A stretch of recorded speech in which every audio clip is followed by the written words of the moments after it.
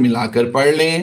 میم نون نون زیر من نون کھڑی زبر نا من نا صاد زیر سی من ناصی را یا زیر ری من ناصری نون زبر نا من ناصرین.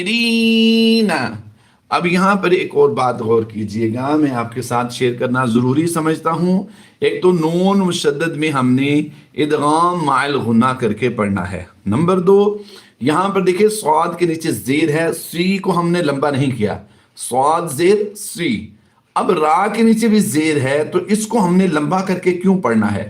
یاد رہے جب بھی زیر کے بعد یا ساکن آ جاتی ہے، جیسا کہ یا کے اوپر آپ جزم دیکھ رہے ہیں، تو یہاں پر یا مدہ کا قاعدہ ہوگا. یہاں پر کون سا قاعدہ ہوگا سر؟ یا مدہ کا قاعدہ ہوگا. صاد زیر سی یہ لمبا نہیں ہوگا، اور را یا زیر ری یہ لمبا ہوگا. من ناصری نون زبر